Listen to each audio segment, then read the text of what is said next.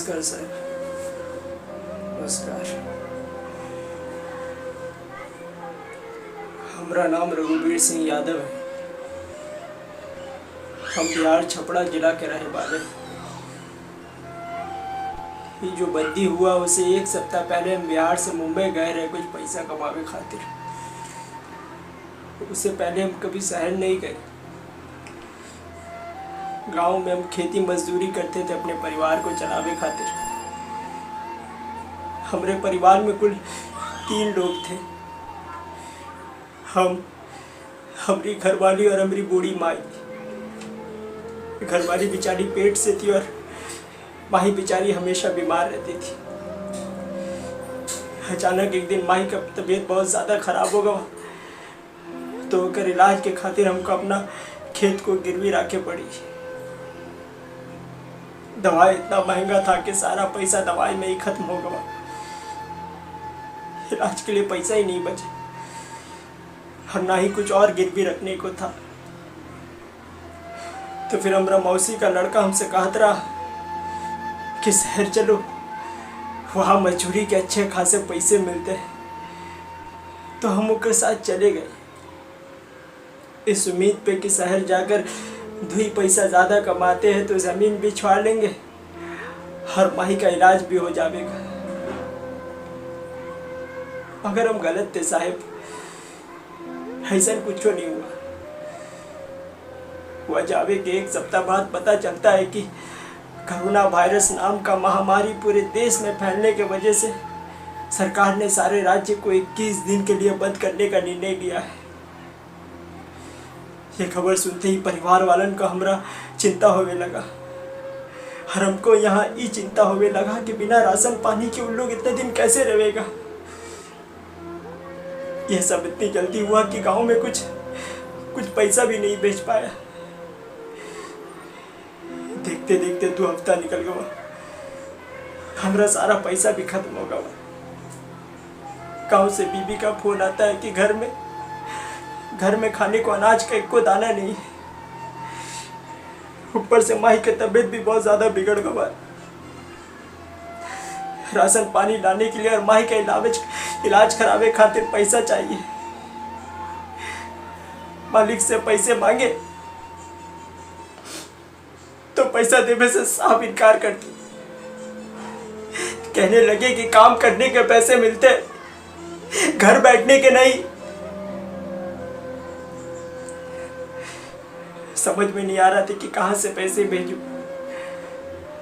फिर हमारा भाई हमसे कहत रहा कि सरकार को चिट्ठी लिखो, वो कुछ ना कुछ मदद जरूर करेगी।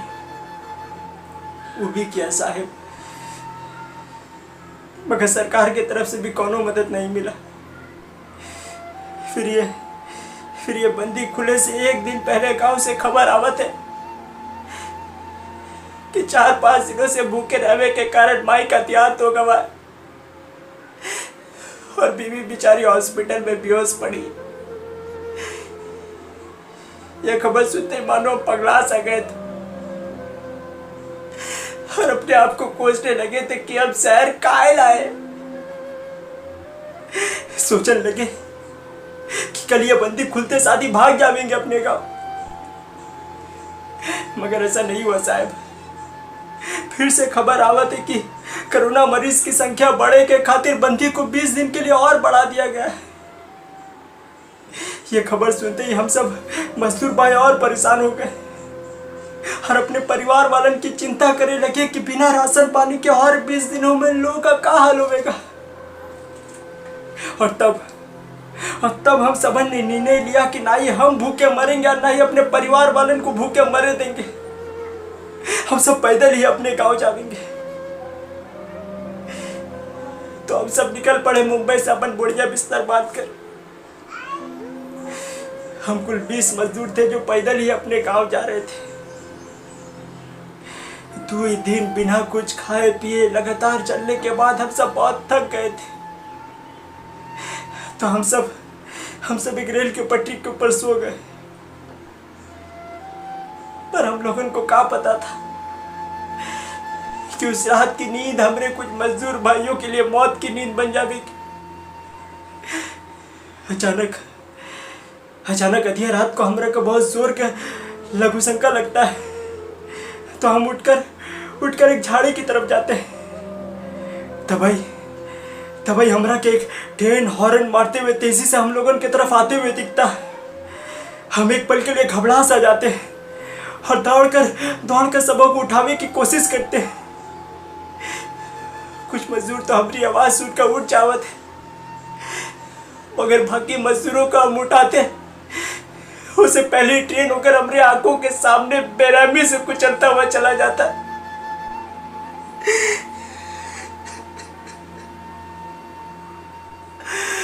खौफनाक और भयानक मंजर हम कभी नहीं भूल सकते साहब, कभी नहीं।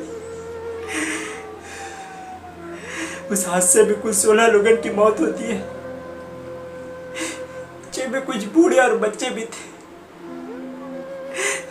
और एक अपना भाई भी था। अफसोस तो ये बात का होता है कि जीते जी सरकार हम लोगों की मदद करने नहीं पहुंची। सब लोगों के मर जावे के बाद सरकार कहती है कि मरने वाले के घर वालों को 5 लाख रुपए का मुआवजा मिलेगा और लाश को सही सलामत होकर घर पहुंचाया जाएगा। तो हम सरकार से एक सवाल पूछना चाहते हैं कि हम इंसानों की कीमत जीते जी ज्यादा है या मरे के बाद? हम पूछना चाहते हैं कि आपने वो वक्त हम लोगों की मदद काहे नहीं की? हम लोगों को घर पहुंचाने का इंतजाम काहे नहीं किया जब हमारे परिवार वाले भूख से मर रहे थे? हम पूछना चाहते हैं, अब सबके मरे के बाद आप उनके लाश के छींतड़ों को घर काहे ला पहुंचाना चाहते? हम पूछना चाहते हैं, अगर सारे शहर में बंदी था, बस और ट्रेन सब बंद था, तो वो ट्रेन किसने चलाया? हर काहे ला चलाया? पर उनका मालूम है साहेब, एक जवाब हमरे सरकार के पास नहीं, बल्कि उल्टा ही मुद्दे पे तो अभी राजनीति होने लगा। जितना सब नेता लोगों ने खूब हल्ला मचा रहा है सदन में, खूब अफसोस जता रहा है, रोज खबर पे खबर छप रहा है, एक पार्टी दूसरे पार्टी को दोषी ठहरावे पर लगा। पर उस 16 लोगों की मौत का जिम्मेदार कौन है? एक जवाब अभी तक सरकार ने हम लोगों को नहीं दिया। और हमका मालूम है साहिब, एक जवाब हम लोगों को मिलेगा भी नहीं।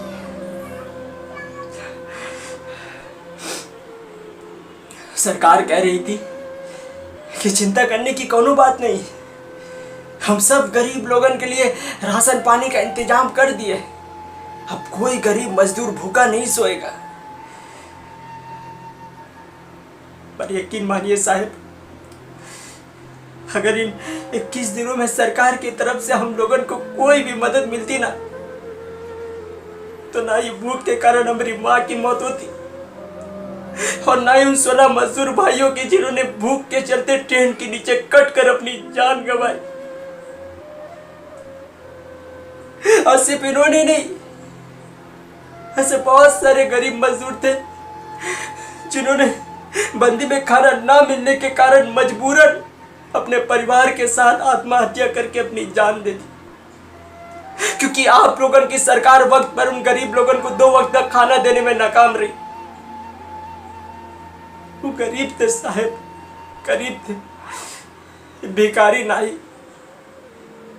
उन लोगों ने अपना जान देना गवारा समझा, मगर भूख के चलते किसी इंसान के सामने हाथ फैलाना नहीं।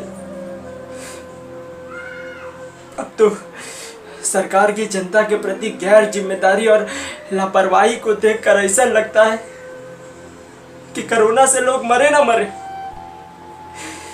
गरीबी और भूखमरी से लोग पहले मर जाएंगे।